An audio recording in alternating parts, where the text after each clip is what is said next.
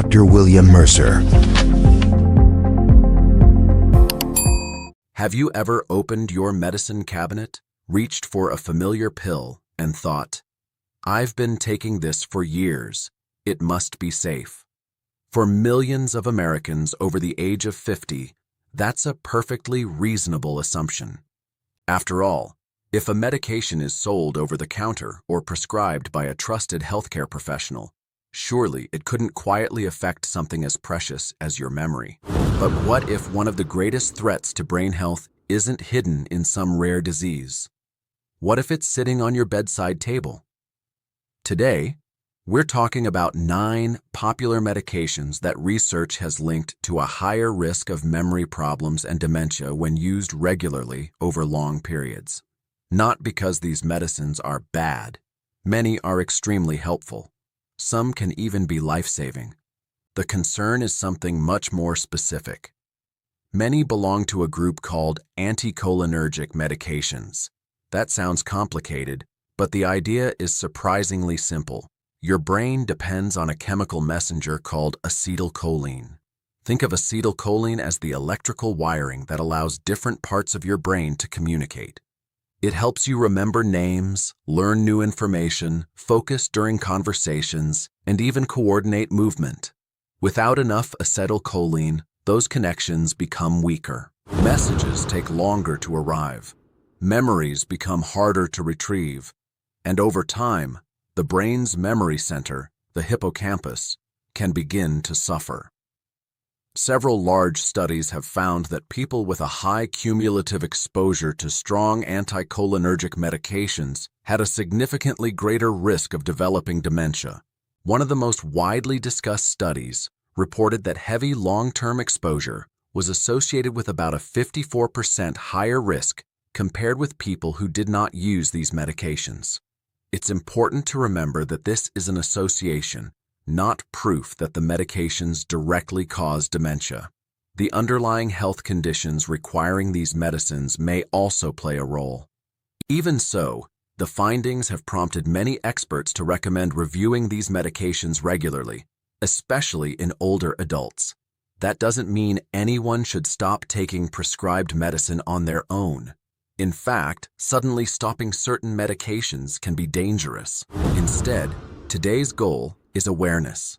Because once you know what questions to ask, you and your healthcare professional can decide whether there are safer alternatives for your situation. I want to tell you about someone I'll call Margaret. Margaret was 72. She still drove herself to church every Sunday. She volunteered at the local library. She never missed her granddaughter's birthday. Then little things began to happen. She walked into rooms and forgot why she was there. She misplaced her glasses several times a day. She repeated questions she'd already asked. Naturally, she feared the worst. Was this Alzheimer's disease? Her family worried too. They scheduled memory testing. The results showed mild cognitive impairment, not dementia, but enough to raise concern. During her appointment, the physician reviewed every medication she was taking, not just prescriptions, everything. There was a nighttime allergy pill she'd taken for nearly 10 years, a bladder medication, an over-the-counter sleep aid. Each one had strong anticholinergic effects. No single pill explained everything, but together, they created what doctors sometimes call a high anticholinergic burden. With careful medical supervision, some medications were adjusted. Others were replaced with alternatives that affected the brain less. Several months later, Margaret noticed something remarkable. She still had ordinary senior moments. Everyone does. But conversations became easier. Reading became enjoyable again. She felt mentally clearer. Her story doesn't prove medications were the entire cause. Real life is rarely that simple. But it reminds us of something incredibly important. Sometimes, protecting the brain starts by looking inside the medicine cabinet. Today, we'll walk through 9 medications that deserve special attention, not so you can become afraid, but so you can become informed. Because your brain has spent a lifetime protecting your memories. Now it's time to protect your brain. Medication number 1, Benadryl. If I asked you to name the most common allergy medicine in America, many people would immediately think of Benadryl. Its generic name is diphenhydramine. For decades, it's been used for allergies. But that's not why many older adults take it. They use it because it makes them sleepy. Walk through almost any pharmacy. You'll find countless PM pain relievers and nighttime sleep products. Many contain exactly the same ingredient, diphenhydramine. People often assume that because it's sold without a prescription, it must be gentle. Unfortunately, that's not always true. Diphenhydramine is one of the strongest anticholinergic medications commonly available. It blocks acetylcholine throughout the body. That helps dry up runny noses. But inside the brain, it also blocks one of the chemicals your memory depends on. Imagine trying to have a conversation while someone repeatedly disconnects the phone line. That's similar to what can happen when acetylcholine signals are interrupted. In younger adults, the brain often compensates. In older adults, it's much harder. This is why many seniors experience confusion after taking Benadryl. Some become unusually sleepy. Others become dizzy. Balance worsens. Reaction time slows. Memory becomes foggy. One night's use probably isn't the biggest concern for most healthy adults. The greater concern is nightly use. Weeks become months. Months become years. Eventually, the brain experiences repeated interruption of these critical communication pathways.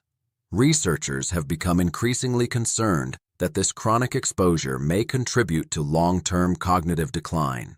That's one reason why many geriatric specialists recommend avoiding routine diphenhydramine use in older adults whenever practical alternatives exist. If allergies are the problem, there may be newer medications with much less effect on the brain. If sleep is the problem, treating the underlying cause of insomnia is often a better long-term strategy than relying on sedating antihistamines. The important point is this: never assume over-the-counter means risk-free, especially after age 65. Medication number 2, oxybutynin. Now let's move to a medication that many people have never heard of, yet millions take it every day. Oxybutynin is commonly prescribed for an overactive bladder. If you've ever felt sudden urges to urinate, needed to know where every restroom is, or found yourself waking several times each night, you know how disruptive this condition can be. Oxybutynin can provide real relief. That's why physicians prescribe it. But there's another side to the story. Oxybutynin crosses into the brain remarkably well. Once there, it blocks acetylcholine in many of the same areas responsible for memory and learning. Several studies have suggested that among bladder medications, oxybutynin may carry one of the strongest cognitive effects, particularly with prolonged use in older adults. Patients sometimes describe it in very ordinary language. I just don't feel as sharp. I lose my train of thought. I can't remember words. These symptoms can easily be mistaken for normal aging. Sometimes they're attributed entirely to stress. Sometimes they truly are caused by another medical condition. But medication should always be part of the conversation. The encouraging news is that bladder treatment has evolved. For some people, bladder training, pelvic floor exercises, fluid timing, or newer medications with less penetration into the brain may be reasonable options. Those choices depend on the individual's health, other medications, and medical history. That's why medication reviews matter so much, especially if memory changes begin after starting a new prescription. Why the hippocampus matters. Before we continue through the remaining medications, it's worth understanding one small part of the brain: the hippocampus. Imagine your brain as an enormous library. Every conversation you've ever had, every family vacation, every birthday, every lesson learned, every face you've recognized. The hippocampus acts like the librarian. It decides which experiences become lasting memories. Without it, today's experiences struggle to become tomorrow's memories. Brain imaging studies have shown that people with dementia often have shrinkage of the hippocampus. Researchers are still investigating exactly how medications, aging, inflammation, vascular disease, and neurodegenerative conditions interact over time. What we do know is that healthy acetylcholine signaling is especially important in this region. In fact, several medications used to treat Alzheimer's disease work by increasing the amount of acetylcholine available in the brain.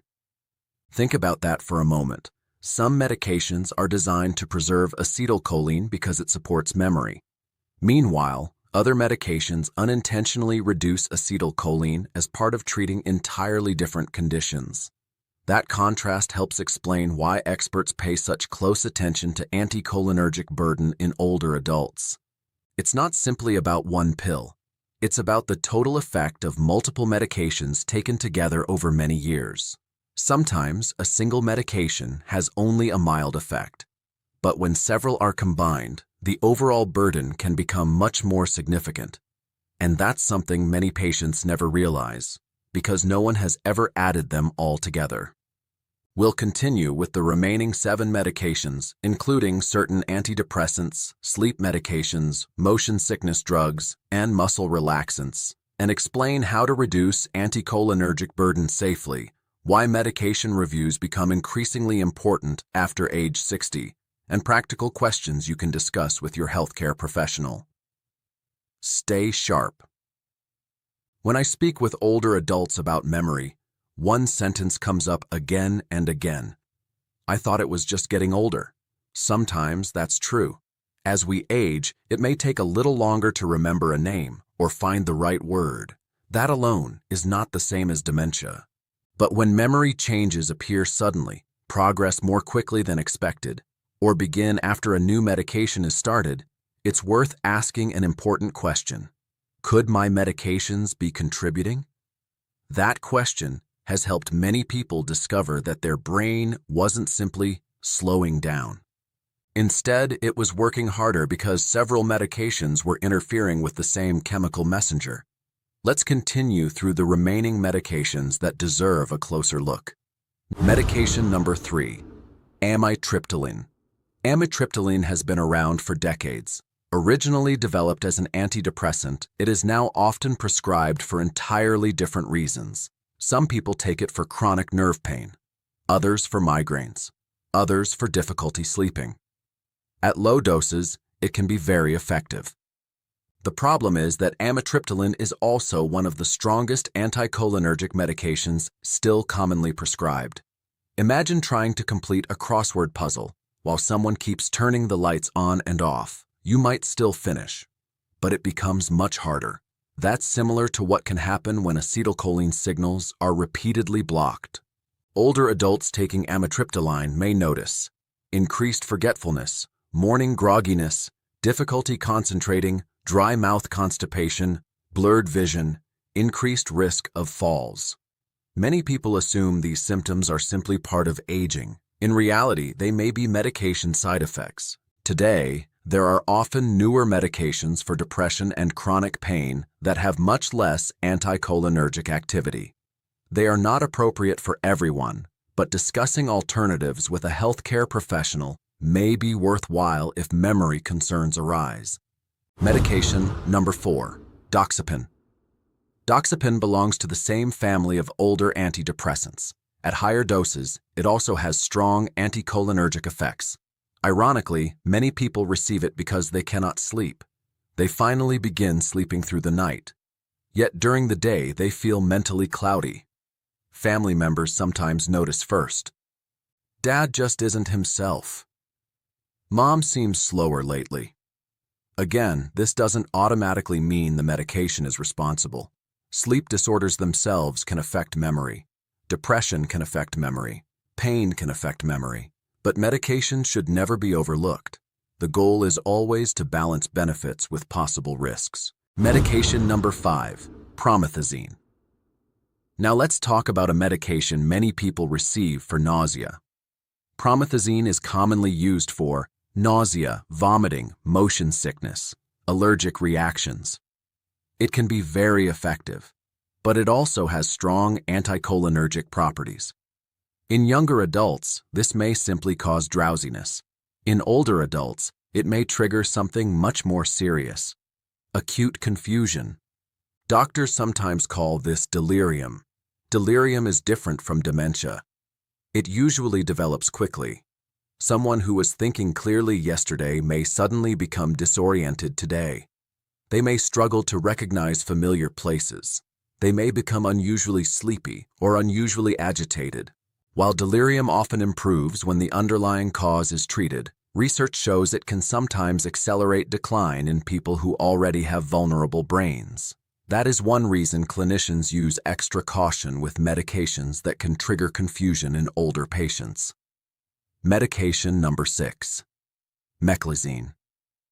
Have you ever taken a medication for dizziness or motion sickness before traveling? If so, you've probably heard of meclizine. It can help reduce vertigo and motion sickness. But like several medications we've already discussed, it also blocks acetylcholine. The challenge is that dizziness itself already increases the risk of falling.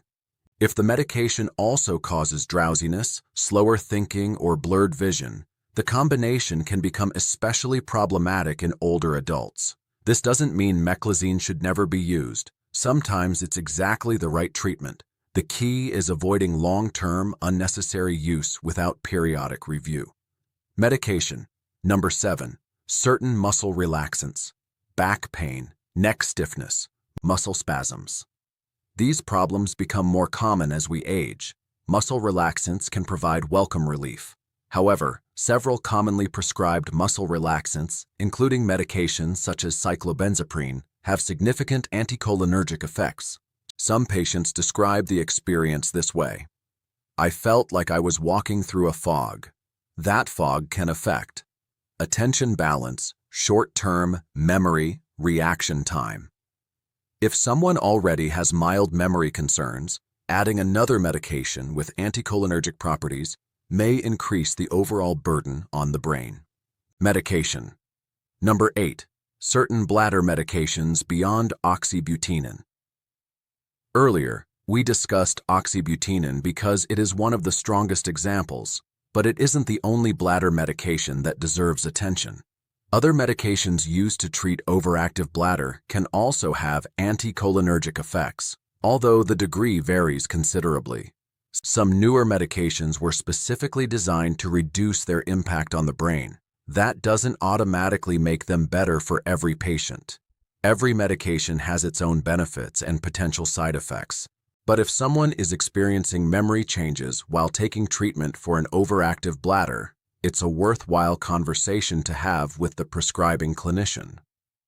Sometimes a simple medication adjustment can reduce overall anticholinergic burden without sacrificing symptom control.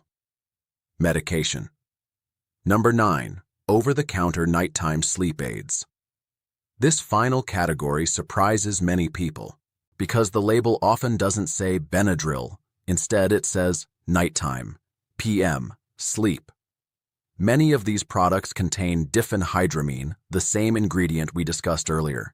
Others contain doxylamine, another sedating antihistamine with strong anticholinergic properties. Someone might never intentionally buy an allergy medication, yet they may unknowingly take one every single night for years to help them sleep. That creates chronic exposure, and chronic exposure is what concerns researchers most. Sleep is essential for brain health. During deep sleep, the brain clears waste products, strengthens memories, and supports normal repair processes. But using a medication that repeatedly interferes with normal brain chemistry may not be the best long-term solution for chronic insomnia. Persistent difficulty sleeping deserves evaluation. Sometimes the cause is sleep apnea, sometimes restless leg syndrome, sometimes anxiety, sometimes medications taken earlier in the day. Treating the underlying problem often leads to better sleep than simply adding another pill. The hidden danger: anticholinergic burden. Here's where the story becomes especially important. Most people are not taking just one medication. They may take 5, 7, 10, or even more. Imagine carrying grocery bags. One bag is manageable. A second is still reasonable. A third becomes heavy. By the fourth or fifth, even a short walk feels exhausting. Anticholinergic burden works in a similar way. A single medication with mild anticholinergic effects may not cause obvious problems, but when several are taken together, their effects can add up. For example, someone might be taking a nighttime sleep aid, a bladder medication, a muscle relaxant, an older antidepressant. Individually, each medication may seem appropriate. Together, they may place much greater stress on the brain's memory systems. This cumulative effect is one reason medication reviews become increasingly valuable with age. Healthcare professionals can use tools such as the anticholinergic cognitive burden (ACB) scale or similar resources to estimate the overall anticholinergic load and determine whether safer options might exist. That doesn't mean every medication needs to be stopped. Often, only one change is enough to meaningfully reduce the total burden. The goal is thoughtful prescribing, not fewer medications at any cost. Stopping an effective medication without a replacement can sometimes do more harm than good. That's why these decisions should always be individualized. What the research really says. The relationship between anticholinergic medications and dementia has received considerable scientific attention over the past 2 decades. Large observational studies have consistently found that people with higher cumulative exposure to strong anticholinergic medications are more likely to develop dementia later in life. One frequently cited study reported an association of approximately 54% higher dementia risk among people with the greatest long-term exposure compared with those who had no exposure. At the same time, it's important to interpret these findings carefully. These studies show an association, not definitive proof of cause and effect. People taking these medications often have underlying conditions such as depression, bladder problems, chronic pain, or sleep disorders that may themselves influence brain health. Even so, because acetylcholine plays such an important role in learning and memory, and because many of these medications clearly affect cognition in older adults, major geriatric guidelines recommend minimizing unnecessary use of strong anticholinergic medications whenever practical. That's a message based on caution, not fear. And it's one that has become increasingly important as our population ages.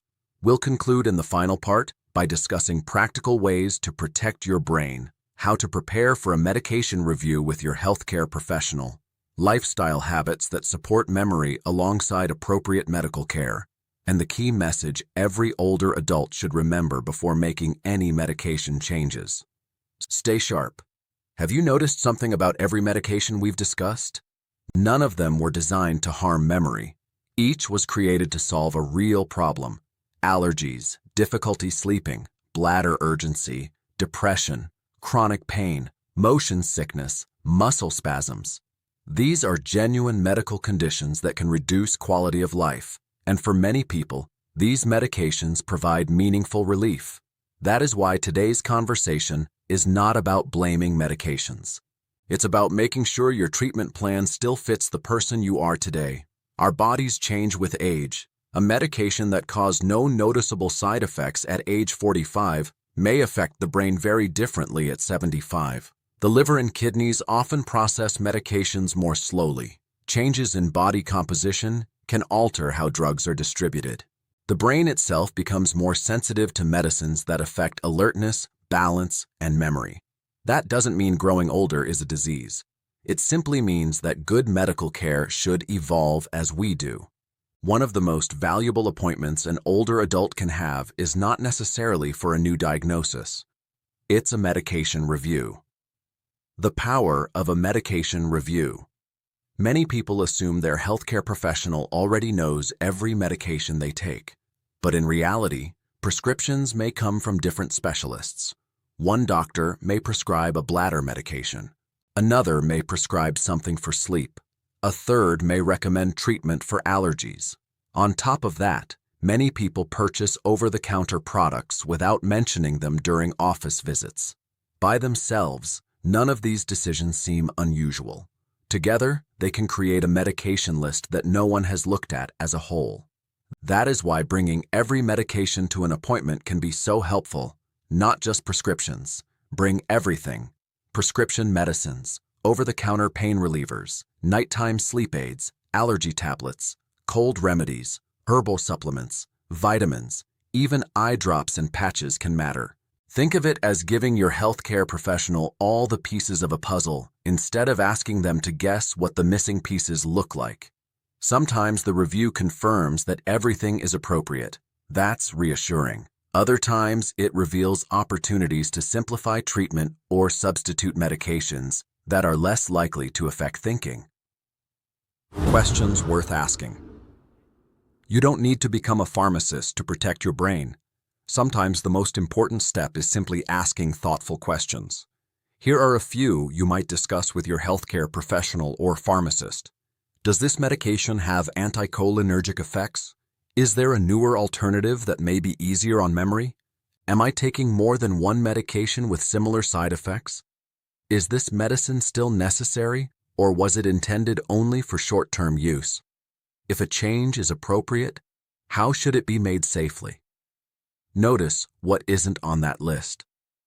Can I stop taking it tomorrow? For many medications, the answer is no. Some medicines must be reduced gradually. Others are controlling important health conditions that could become dangerous if treatment is stopped suddenly.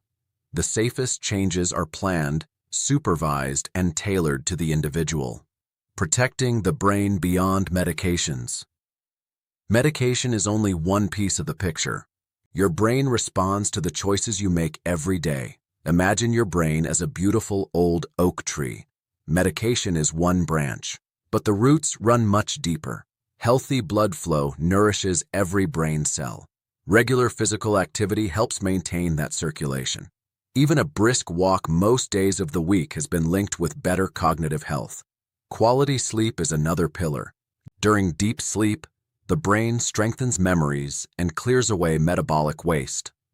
If you're snoring loudly, waking up gasping, or feeling exhausted despite spending enough time in bed, it's worth discussing those symptoms with your healthcare professional. Treating conditions such as sleep apnea can improve both daytime alertness and long-term health. Nutrition also matters. A dietary pattern rich in vegetables, fruits, legumes, whole grains, fish, nuts, and healthy fats has been associated with better brain health in many studies. Equally important is staying socially and mentally engaged. Conversations, learning a new skill, playing music, reading, volunteering, spending time with grandchildren. These activities challenge the brain in ways that help maintain cognitive reserve, the brain's ability to adapt and compensate for changes over time. And don't forget the importance of managing conditions such as high blood pressure, diabetes, high cholesterol, hearing loss, and depression. Each of these has been linked to cognitive health, and addressing them may reduce the risk of future decline. There is no single magic pill for preventing dementia. Brain health is built through many small, consistent choices that work together over years. Knowing the difference between normal aging and warning signs. Everyone misplaces their keys once in a while. Everyone forgets a name and remembers it later. Those moments can happen at any age. What deserves medical attention are changes that interfere with everyday life. For example, repeating the same questions over and over, getting lost in familiar places, difficulty following familiar recipes or paying routine bills, trouble finding common words during everyday conversations, noticeable changes in judgment or personality, increasing confusion about dates, appointments, or recent events. These symptoms do not automatically mean dementia. They can also be caused by medication side effects, vitamin deficiencies, thyroid disorders, infections, depression, sleep disorders, or other treatable conditions. The earlier these concerns are evaluated, the more options there may be to identify reversible causes or begin appropriate care. A message of hope. If today's discussion has made you glance toward your medicine cabinet with concern, remember this. Knowledge is not meant to create fear. It is meant to create opportunity. The goal is not to stop medications that are helping you. The goal is to make sure every medication continues to offer more benefit than risk. Modern medicine has given us extraordinary treatments that have extended lives and relieved suffering for millions of people. At the same time, good medicine also means recognizing when a treatment that was once appropriate deserves another look. Your memory is more than a medical function. It is your life story. It is the sound of your child's laughter, the face of your first love, the recipe passed down from your mother, the route to your favorite fishing spot, the hymn you still remember from childhood, the smell of fresh coffee in the morning, the lessons you've learned through decades of living. Those memories deserve protection.